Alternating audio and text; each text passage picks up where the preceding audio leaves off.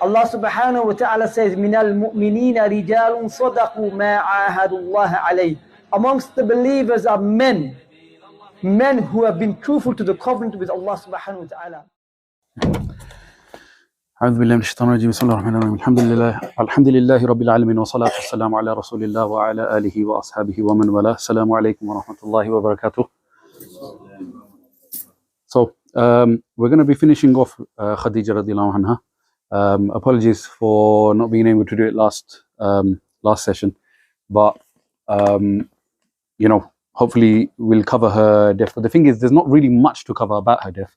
So if anything, we're going to focus on that phase of Rasulullah sallallahu alaihi wasallam's life a little, and then we're going to go on to Zayd ibn Haarithah radiallahu anhu. So Khadija radiallahu anha passed away at the 10th year of the Meccan Dawah phase. Yeah. Now during this period, three massive calamities hit Rasulullah sallallahu alaihi wasallam, and those calamities, they happened to Rasulullah sallallahu alaihi wasallam literally with months in between, or sometimes a couple of weeks in between. And because of the seriousness of these calamities, the Arabs, the Muslims, called that year Am al-Huzn, yeah, which was the year of sorrow. One of which, the first thing that happened was the death of the beloved uncle of Rasulullah sallallahu alaihi wasallam, Abu Talib. Yeah.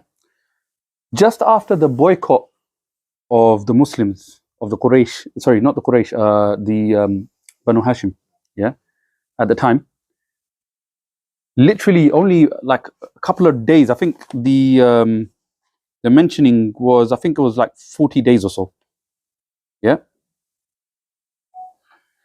So within 6 weeks, 5 or 6 weeks or so, yeah, after the Muslims returned back to Makkah and the boycott was over, the health of the uncle of the Prophet ﷺ started to deteriorate, yeah, and it was quite, everybody realized that he's about to pass away, yeah.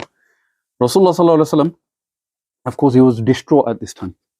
Why? Because Abu Talib was his support, his pillar at the time when he was giving da'wah to the people of the Quraysh. And it was only because of his protection he was able to do a lot of the things that he was doing at the time without being harmed by people. And if you recall, when I was going through the life of Bilal radiallahu anhu, I mentioned there was a few people that were narrated to be the first to proclaim Islam to everybody.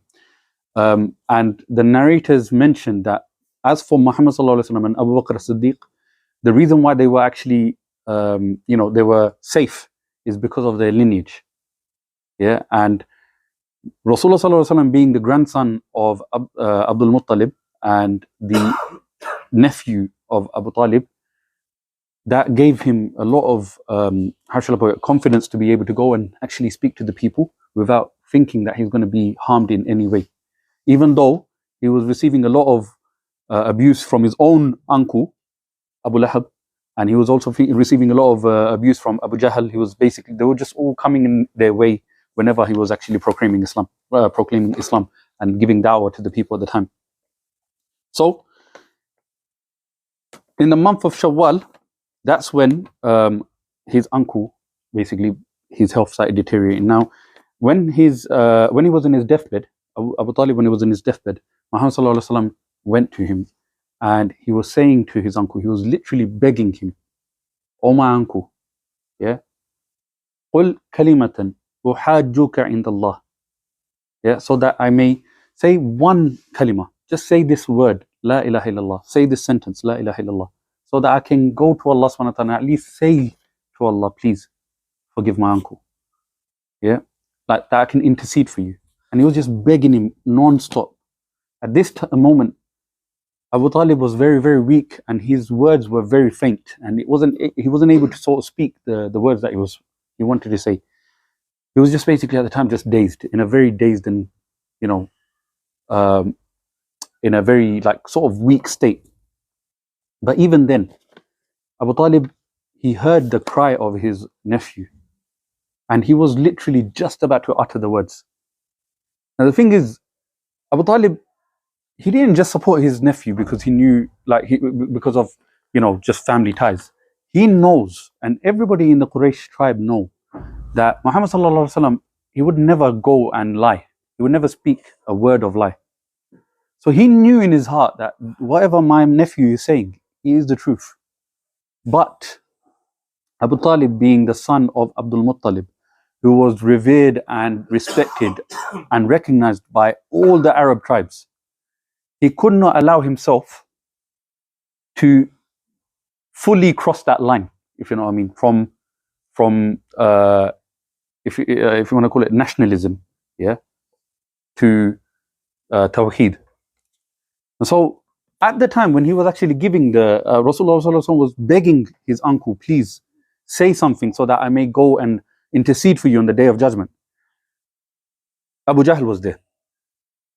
And Abu Jahl, when he saw that his uncle was just about to say it, he goes, "Oh Abu Talib, are you going to leave the religion of your father Abdul Muttalib?" And he said that, when he said that, Abu Talib's his expression just completely changed, because he couldn't bring himself to abandon the way of his forefathers. And so he didn't say the kalima, he didn't say la ilaha illallah, and he died upon shirk. Khadija radiallahu anha, it was reported, it was said that she died 40 days after the death of the uncle of Rasulullah sallallahu alaihi wasallam. Can you imagine? Yeah, imagine you've lost somebody that's like a father figure to you. Because don't forget, when Rasulullah sallallahu alaihi wasallam, when did Rasulullah sallallahu alaihi wasallam even meet his father? First and foremost, you brothers should know this. No, yeah, he passed away. His father Abdullah passed away when he was in the belly of the womb of his mother at the time, and his mother passed away after, when he became about 5 years old or so. Yeah, so imagine. Abu Talib wasn't just a father figure, he was a mother figure to him as well. It was everything to him. He grew up in the house of Abu Talib with his sons, Talib, Ja'far ibn Abi Talib, I can't remember, Aqil and Ali. All of them, they were like his family. Yeah. So when he lost Abu Talib, it was like he lost his father and his mother and everything. Not just that. One of the biggest hikmah behind Abu Talib remaining a mushrik before passing away, and and dying upon shirk, is that if he hadn't been that mushrik, then Rasulullah sallallahu alaihi wasallam's message wouldn't have reached people, because people wouldn't have taken him seriously. Yeah, and before he could even proclaim, people would have gone and attacked him. Yeah. That's why the Mufassirun and the Muhaddithun and the scholars of Seerah, they all say that this was the biggest thing, the biggest plan, if you want to call it, of Allah, that for him to remain secure, he had to keep, or Abu Talib was basically had to remain a mushrik, basically.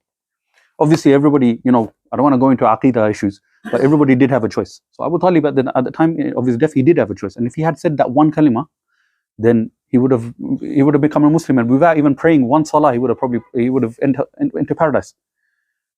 But again, Allah knows what we don't know.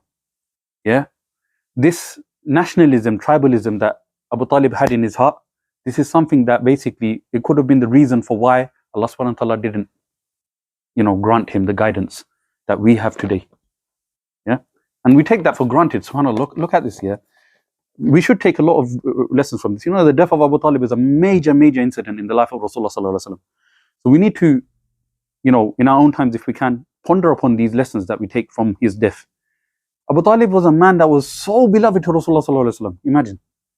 But even then, he wasn't guided. And that's why Allah subhanahu wa ta'ala, he mentions in the Quran that it's not upon you to guide the people that you love. وَلَكِنَّ اللَّهَ يَهْدِي مَن يَشَاءُ. That Allah subhanahu wa ta'ala is the one who guides whoever He wills. And the very deen that we take for granted every single day of our life, yeah, we don't realize, if there was any person that was actually, that Rasulullah sallallahu alaihi wasallam would have wanted for guidance to be received to or given to would have been Abu Talib. And this other incident goes to show how important this was for Rasulullah sallallahu alaihi wasallam. Abu Bakr as-Siddiq, when after they conquered Makkah, he brought his father over to Rasulullah sallallahu alaihi wasallam, an old frail man at this time, and he asked Rasulullah sallallahu alaihi wasallam, please, Ya Allah, Ya Rasulullah, please make dua for my father, please make him accept Islam. And he did the shahada with Abu Bakr as-Siddiq's father, and he was so happy. Rasulullah sallallahu alaihi wasallam was happy to see that his father entered Islam. But when Abu Bakr as-Siddiq saw the face of Rasulullah sallallahu alaihi wasallam, he said, "O Rasulullah, I would gladly give up my father just so that you would have had your wish fulfilled of Abu Talib receiving that guidance and becoming a Muslim." It was more beloved for Abu Bakr to see his happiness of Abu Talib. It just goes to show how Abu Bakr as-Siddiq, he knew Rasulullah sallallahu alaihi wasallam better than any of us. And he knew that his heart desired that the most, more than anything. And so he was saying to him, I wish instead of this, it could have been your uncle. Anyway, so after 40 days of Abu Talib's death, Khadija radiallahu anha passed away. And now it's got to a moment here where he's lost both his external support in the tribe and he's lost his internal comfort. His wife, who he used to come to and talk to, and whenever he'd have a difficult situation or a task to deal with, she would always be there, like his rock. You know, in this day and age, and not just in this day and age, from the beginning of time, men have always been seen as that. Yeah, the rock of the family, the rock of the women and of the children. They're the ones that are expected to be the ones that, when anything goes wrong, to be the firm ones, their emotions to be kept aside and to be the ones to step forward and deal with the situation and then deal with your emotions. That was Khadija radiallahu anha for him. From the moment he received wahi up until this point, this was always her. To the point where, remember I mentioned, when Khadija radiallahu anha basically heard and saw what had happened with Jibreel alayhi salam, and then he was so confused in that state, she took it upon herself to go and find the answer. So she went to different people and she took Rasulullah sallallahu alaihi wasallam with her. Can you imagine? May Allah subhanahu wa ta'ala, guide our women and our wives to be like Khadija radiallahu anha in that sense. So, at this point, we are now in the 10th of Ramadan. So Khadija radiallahu anha passed away in the 10th day of Ramadan. Yeah? And Salah had not been revealed to Rasulullah sallallahu alaihi wasallam because Isra wal Mi'raj hadn't happened at the time. So, they didn't pray the janazah of Khadija radiallahu anha because they didn't know what to do at the time. Yeah, and it was said that after this, so obviously this was the second incident that took place, and then after this, Ta'if took place, and these were the three major calamities that hit him to that up until that point, and he became very, very depressed after that. But alhamdulillah, Allah subhanahu wa ta'ala revealed the fact that he will receive Al-Kawthar on the Day of Judgment, and that gave him some comfort in his heart. But not only that, he was also taught the surah of Yusuf, the story of Yusuf. So Allah subhanahu wa ta'ala was comforting him as he went along. Alhamdulillah. So would you mind defining what Al-Kawthar? So Kawthar is which he's going to be receiving, or like it's going to be his personal fountain that he's received as a gift for going through those calamities. That's basically it. And obviously we know the surah, Inna a'tainaka al-Kawthar fasalli li rabbika wanhar inna shani'aka huwal abtar. Yeah, that, you know, Allah told him, look, I'm giving you something better, don't worry, and establish your prayer, and then also like sacrifice in his name. Yeah, and you will be happy, you will be compensated for what you went through.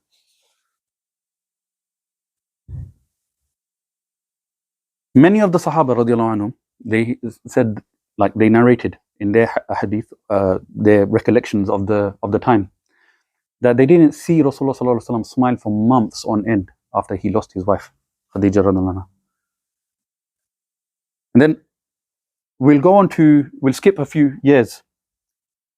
Rasulullah sallallahu alaihi wasallam, one day he was in his home with Aisha radiallahu anha, and one day he heard some footsteps coming towards his home. And he jumped up straight away. Those footsteps, he recognized them to be the footsteps of Khadija radiallahu anha. So he rushed to the door to go and see who it was. Turned out to be the footsteps of her sister Hala. Yeah. And so he invited her in straight away. And he was asking her how she is, and he was just, Aisha radiallahu anha basically narrated, like the excitement on his face. Like she hadn't seen that in ages. Because, it had something to do with Khadija radiallahu anha. And so that, that love for Khadija radiallahu anha, it was even there even at that time. Khadija radiallahu anha, Aisha radiallahu anha, don't forget, was only married off to Rasulullah sallallahu alaihi wasallam later on. So we can tell that it happened after years of losing Khadija radiallahu anha. So his love for Khadija radiallahu anha never died. And with that, inshallah, I'll end Khadija radiallahu anha's life. Okay? Now we're going to speak about Zayd ibn Haarithah radiallahu anhu. Zayd ibn Haarithah radiallahu anhu, it suffices to say that he was the only Sahaba that was mentioned in the Quran in Surah Ahzab. Yeah? So he has an honor in himself. Zayd ibn Haarithah was from a tribe called Banu al-Kalb. Yeah? This is a Yemeni tribe. Now, if you track back his lineage, it goes all the way up to Qahtan.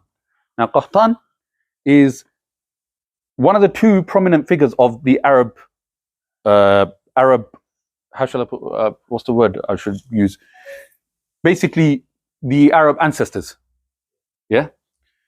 The other one was Adnan. Yeah?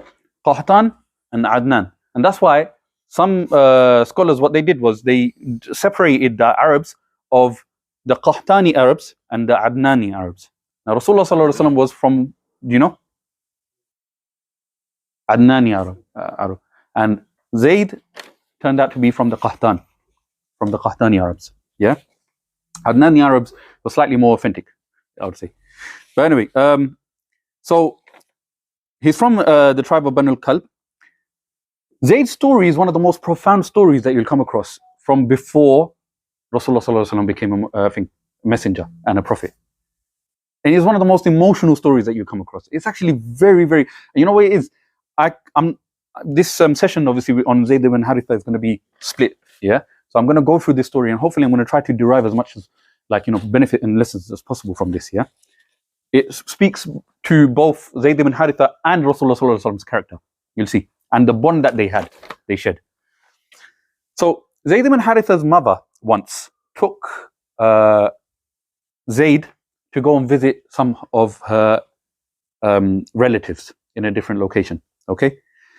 Zayd's father's tribe was currently at the time in dispute with another tribe. That tribe's name I don't know, but they were in arguments. When Zayd's mother took Zayd to her relatives, that tribe recognized Zayd and realized he's from Banu al-Kalb, he's Harithah's son. We need to do something about this. So while she was visiting her relatives, that tribe, that third-party tribe, came, kidnapped Zayd, and took him to the market to sell him like a slave. Similar to the story of Yusuf alayhi salam. He was taken and he was stolen from his family, and he was sold in a market called Uqad. Yeah? This was a very known market where you would find lots of servants and other merchandise that you would hardly find in in your normal situations.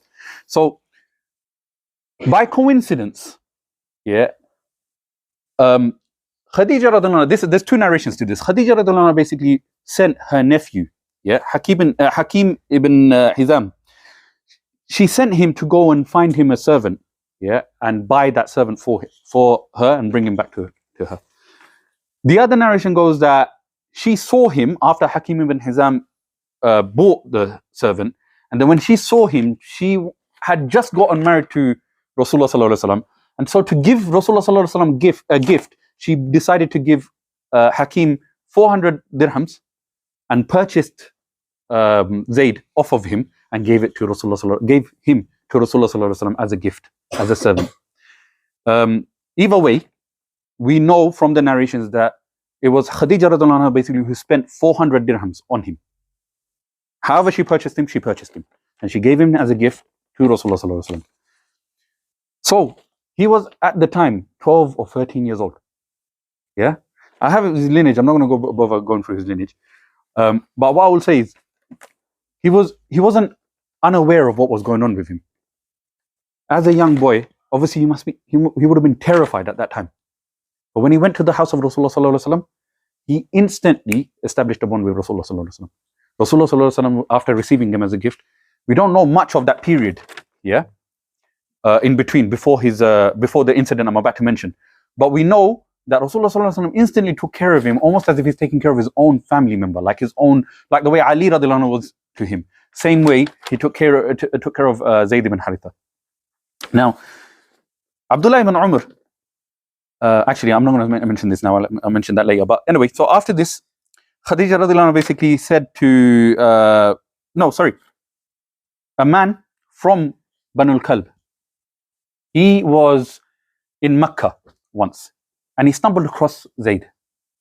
And he looked at Zayd's face and he realized he's got the features of this tribe, this nation. And he decided to investigate a little bit further, and he realized that is Zayd, the son of Haarithah, the one that was kidnapped. And so he immediately went back to his father Haarithah and his brother, and he told him, I found your son.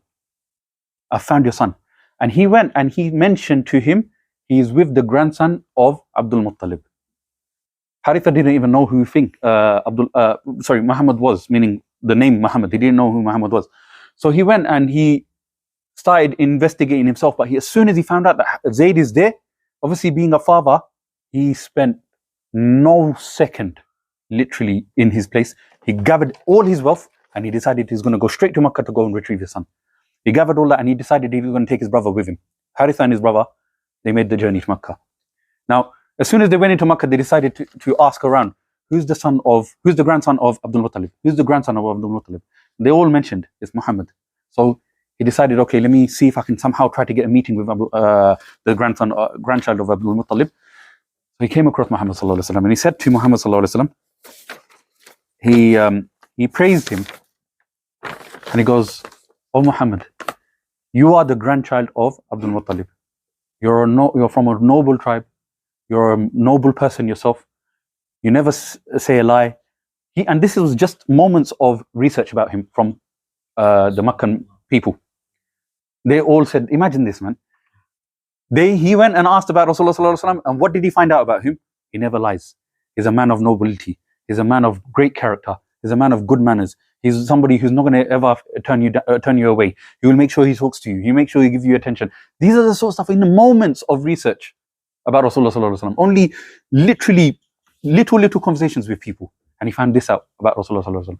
This is another evidence to show how much Rasulullah sallallahu alaihi wasallam was admired just before he became a prophet. Yeah. So after praising him, he told him about this. My son Zayd is in your household. He was taken away unjustly by this tribe because of our enmity amongst each other. And so now I've come to retrieve him. Please take this as ransom for him, and please return my son back to me. Yeah? As any father emotionally would break down and say for their son, come on. And at this point, Zayd is not 12, 13 years old. Zayd is probably about 23, 24 years old. Imagine, a whole decade probably went by, he hasn't seen his son. So this point, Muhammad sallallahu alaihi wasallam, another point to note and bear in mind. Muhammad sallallahu alaihi wasallam said to him, I'm going to have to leave this matter to Zayd, because he can't turn them away. It's a very crucial matter. It's a person's son. So he can't say like, no, I'm not going to give you, but this is my slave. I'm not going to let you. No. He said, I'm going to leave this matter to Zayd. If Zayd wants to go with you, then I will not take a single penny from you. But if Zayd wants to stay, I can't say no to him, because that's the love that he had for Zayd. That's the love that he had for Zayd. So he told Zayd to come. Somebody went and fetched Zayd. Zayd came in front of Rasulullah sallallahu alaihi wasallam. Muhammad sallallahu alaihi wasallam asked him, do you recognize this man, and do you recognize this man? He goes, yes, Ya Rasulullah, this is my father and this is my uncle. Recognize him straight away. Remember, don't forget, he's a 12, 13-year-old boy. It's not like he's going to forget his father's face and his uncle's face. So he goes, your father has come to ask for you back, for you to return with him to your tribe. This tribe, by the way, is, I forgot to mention the location, it's a Yemeni tribe. Yeah. So it's like the southern part of Arabia, okay, at the time. It's not the Yemen that we know now. The Yemen that we know now is like it is again sort of part of it, but it's not the same sort of Yemen at the time. Anyway, brothers. So he then says, look, they've come for you. I'm going to leave the matter to you. What would you like to do? Listen to this, brothers. Wallahi, I'm telling you, like, I don't,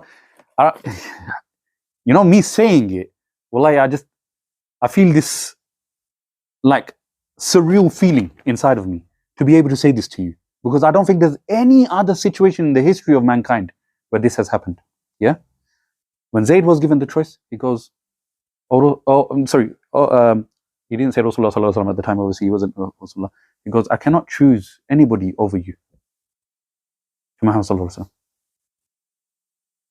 And so, the moment he said that, can you believe what, by the way, just brothers, like, think about it. He chose a man over his father.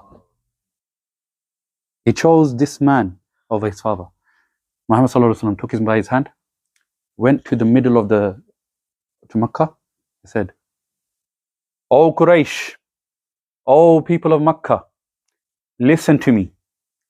From here on out, this is my son, Zayd. He will now be known as Zayd ibn Muhammad. Zayd was a servant before then. Now he's become a mawla. Do you know what a mawla is? A mawla is a servant who has been relieved of his servant status, like freed slave. But not only that, he's now skipped all these other hurdles and he's become direct descendant of Abdul Muttalib. I'll tell you how. The concept of adoption at the time is called tabni. Yeah, tabni at the time is to take somebody who is not anything to do with you and to make him a part of your own blood tribe. So this person now, he is to be recognized as the biological son of that person. That's what you have to be. That's basically how people looked at it at the time. Until obviously Allah subhanahu wa ta'ala, got rid of this concept. So this is exactly what happened at the time. Zayd didn't just become a freed servant, he became a Qurashi. He became the descendant of Abdul Muttalib and the son of Muhammad, the noble of the noble. And not only that, brothers, Rasulullah sallallahu alaihi wasallam then did a series of things, to secure his status. The lovely thing about this, brothers, he did this in front of Haritha and his uncle. Why do you think he did this in front of his uncle and his father?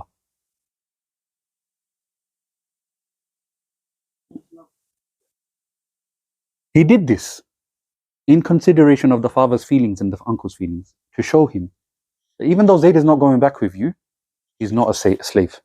He will be looked after like he's my own. Just like the way you would want to look after him like yourself. He is now my son. Don't worry about him. I will make sure I look after him. You know what? Instantly, Haritha actually became calm. He wrote poetry, subhanAllah, man. The poetry is so beautiful, wallahi, but I can't even, like my Arabic level is not even on there yet, but wallahi, I was reading it. Alhamdulillah, my reading is okay, but my speaking and stuff like that, I'm still working on it. May God, brothers, hopefully it gets better. But I was reading the poem, and he was saying words to the gist of, he made that decision, and I will never understand why. Oh, Zayd, you made that decision, and I will never understand why. This is his emotions that he's talking about. And I'm not going to go into the whole poem, but just that one sentence I'm just going to say. Imagine it shows how deeply hurt he must have felt at the time, because he saw his son choosing another man over him. But in that same poetry, he said he's got this sense of calmness, knowing that Muhammad is going to be the one to look after him. You understand that, brothers? It's one of the biggest, most profound stories of Jahiliyyah, basically, the pre-Nubuwah. So, Abdullah ibn Umar, this is the part I was going to say. For almost a decade and a half, like about 15 years or so, or more than that, nobody knew him as Zayd ibn Haritha. What did they know him as? Zayd ibn Muhammad. They only knew him as Zayd ibn Muhammad until Surah Ahzab was revealed. And then Surah Ahzab basically mentioned that udu'uhum li'abaihim, like don't call them by anything other than their father's name. And so at that point, everybody was shocked to find out that Zayd's actual name is Zayd ibn Haritha. It was actually a shocking revelation to them. And it was in this surah, Zayd was actually mentioned by name. And obviously there's like obviously a controversy that we need to eventually deal with, where Zayd's wife, Zaynab bint Jahsh, was obviously the marriage wasn't working out. And so Zaynab was the cousin of Rasulullah sallallahu alaihi wasallam, who was later married off to Rasulullah sallallahu alaihi wasallam directly by this surah. You know, Zaynab is this is a different tangent I'm going through, but Zaynab is the only one of our mothers, one of the wives of Rasulullah sallallahu alaihi wasallam, who didn't require wali, didn't require witnesses, because Allah directly married her to Rasulullah sallallahu alaihi wasallam through this surah. Anyway, so but she was the wife of Zayd before, and obviously the Quraysh tribe, they had a field trip with this, because they're like, how can he marry the son of his the wife of his son? Obviously at the time they took this as a done deal, like, this is your son, how can you marry your son's wife? And so, but Allah subhanahu wa ta'ala did it for a reason, which we're not going to go through at the moment, because that's a lesson in itself. But there was reasons, and we should note that the two main marriages of Rasulullah sallallahu alaihi wasallam that the non-believers pick on are the marriage to Aisha radiallahu anha and the marriage to Zaynab bint Jahsh. And the reason why is because they were both controversial. Yeah, but both of them, yeah, this is the difference between us and the non-believers. We accept Allah subhanahu wa ta'ala's decree, and we see the hikmah of these things that they will never be able to see. You understand? And we benefit from that, and they do not benefit. So Allah subhanahu wa ta'ala says, وَتَرْجُمُونَ مِنَ اللَّهِ مَا لَا يَرْجُمُونَ, that you hope in Allah subhanahu wa ta'ala for things that they will never be able to hope for. You understand? Obviously this is in a context of a different thing, but it just comes to my mind, this ayah. Anyway, Zaynab, not Zaynab, Ibn Shihab al-Zuhri, another rahimahullah, he is a previous classical scholar at the time. He mentioned, in his opinion, Zayd was the first man to accept Islam. A lot of obviously people are, a bit torn by this, because they believe, like, obviously Abu Bakr Siddiq was the first man. So the scholars basically, they reconcile this by saying Khadija radiallahu anha was the first person to accept Islam and the first woman to accept Islam. Ali radiallahu anhu was then after her, the first child to accept Islam. Abu Bakr Siddiq was the first free man to accept Islam, and Zayd ibn Haritha was the first Mawla, the first freed servant to accept Islam. Yeah, so we'll just go by that, brothers, because honestly dwelling on these stuff is not really too beneficial. The point being, they were all special in their own way, and they were all amongst the Sabiqun, and we respect them regardless. You understand? Doesn't really matter who did it first, but we know that they were the first Sabiqun al-Awwalun, and we respect them we love them with our hearts. Yeah, with everything in our hearts. Zayd ibn Haritha was married to a few women. First was Ayman. Ayman was another servant at the time, and when he was in his servant state, actually I think this was after the incident of when he became like freed, Rasulullah sallallahu alaihi wasallam married him off to Ayman. Ayman was the mother of Usama bin Zayd, and Usama bin Zayd was a giant. Yeah, wallahi, bros. Again, I'm just smiling because if you know their lives, yeah, it actually fills your heart with light, man. Like, these are people that you have to know about. Yeah, Usama bin Zayd, he was known as Hibbu Rasulullah sallallahu alaihi wasallam. He was the beloved of Rasulullah sallallahu alaihi wasallam, to the point where Umar used to give Usama bin Zayd preference over his own children, because Rasulullah sallallahu alaihi wasallam used to love him so much.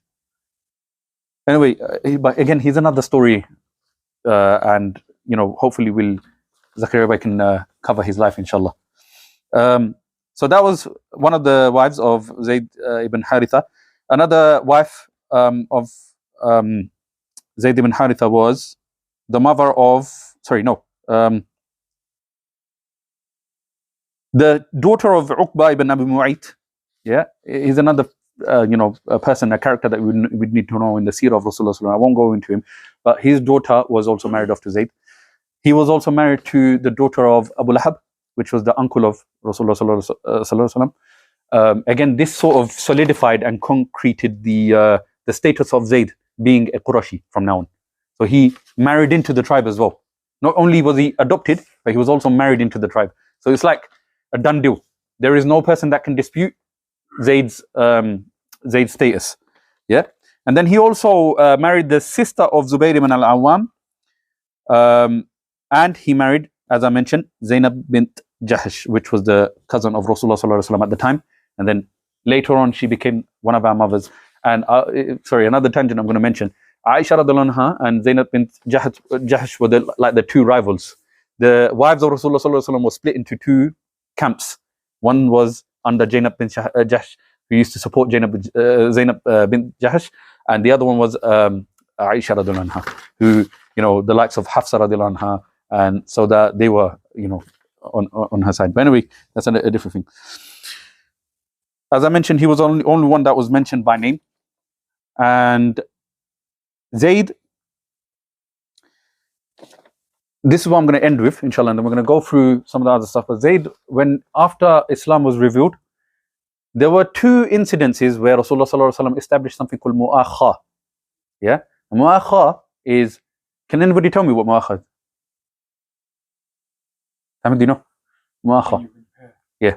So when a new Muslim, is paired with another Muslim, or two brothers are paired, so that basically what happens is they become the support for each other.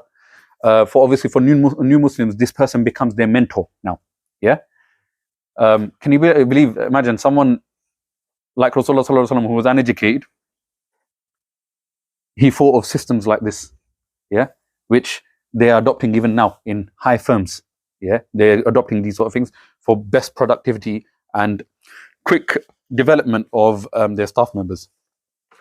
Anyway, so Rasulullah established this in Makkah once, and he established this in Medina once. And Zayd ibn Haritha was paired with Hamza radiallahu anhu.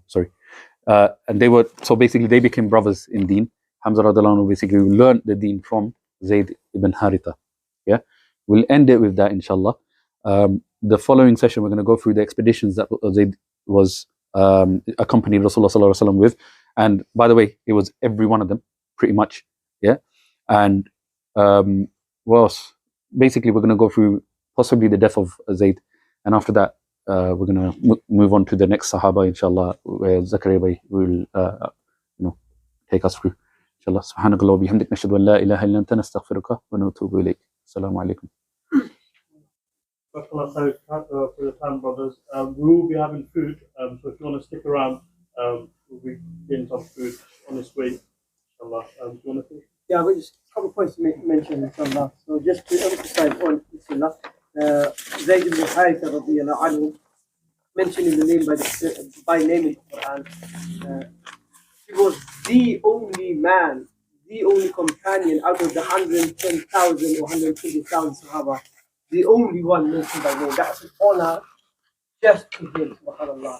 Up to Yawm al-Qiyamah, no other companion's name will be mentioned other than his name, subhanAllah. So that's a huge honor, Zayd ibn Haritha, amongst many other virtues that Muslim also mentioned. Second thing is, I think it's quite beneficial, when the Prophet asked his companions who would like to marry a woman of Jannah, they all jumped, but then he said, God marry Ayman, who is a black Ethiopian slave girl. She was like a servant to the mother of the Prophet sallallahu alaihi wasallam. Sorry, the wife of the Prophet sallallahu alaihi wasallam, Amina. Yeah, so she was like the mother of the Prophet sallallahu alaihi wasallam. So she was like a mother figure to the Prophet sallallahu alaihi wasallam, and Zayd ibn Haritha is like a son figure in the Prophet sallallahu alaihi wasallam. So you can see there's three generations here. Ayman is above the Rasul sallallahu alaihi wasallam. Rasulullah sallallahu alaihi wasallam is above Zayd. And Zayd is now going to marry someone who's like a grandmother, subhanAllah. And she was of a black Ethiopian lineage.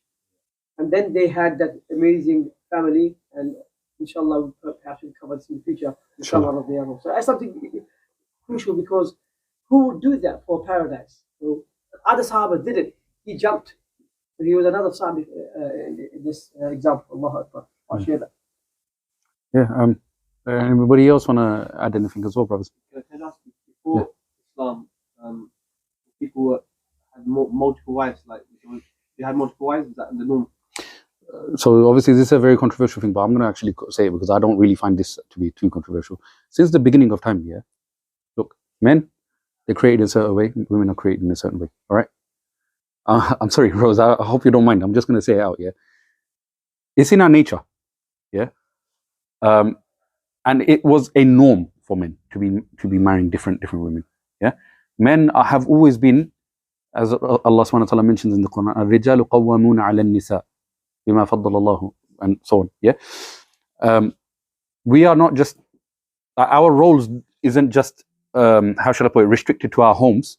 Our role is basically we're the guardians of literally everybody on this planet as men, and women, they have their own certain roles, and so naturally men did marry them because it was like different women, because it was their role to look after different women. And here's the thing with Rasulullah sallallahu alaihi wasallam, especially in his life, a lot of people try to make out Rasulullah sallallahu alaihi wasallam to be this, may Allah forgive me, like, this person who was just craving different women, women. That is not the case, because most of them were married. They weren't even, how should I put it, they weren't even desirable women, if you think about it. Like Sauda radiallahu anha, she was an old woman, and we can clearly see the love that Rasulullah sallallahu alaihi wasallam for Khadija radiallahu anha had. He had married nobody else other than Khadija radiallahu anha at the time. So all these people, they had, like, especially the wives of Rasulullah sallallahu alaihi wasallam, they were different ulterior and different, like, purposes of marrying them. So this was definitely the thing. It's only up until now, especially in the introduction of the feminist movement, where they believe, women should be treated more than what they are. What they don't actually realize is women have been given the greatest respect and dignity by Islam. And what you've done now is, in the name of honoring them, you've degraded them to the point where they're now working like men.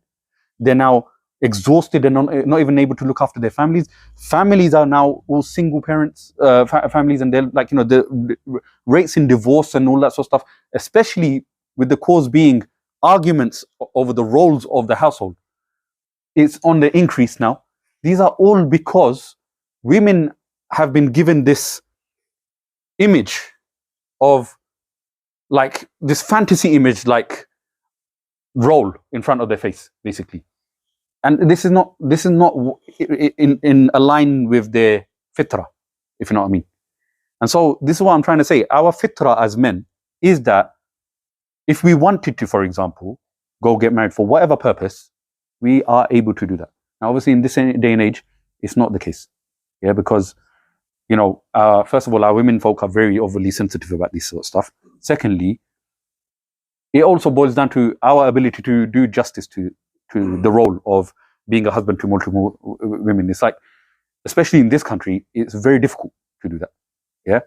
But I'm not gonna sit here and say that men shouldn't be getting married to multiple women, and I'm not going to say that this wasn't a good thing. Actually, this was the norm of every society before this 21st century, and what we've become right now. So, sorry, bro. Alhamdulillah. Anything else, brothers? Anything else? So shall we leave it here? أقول قولي هذا أستغفر الله لي ولكم ولسائر المسلمين من كل ذنب فاستغفروا إنه هو الغفور الرحيم. فمنهم من قضى نحبه ومنهم من ينتظر. Of them, some have completed their vow and died upon that. الشهداء. ومنهم من ينتظر. Amongst them are those who are still waiting for their time to come, and for their time to shine, and for their time to return back to Allah subhanahu wa ta'ala. وَمَا بَدَّلُوا تَبْدِيلًا. They do not change in their determination.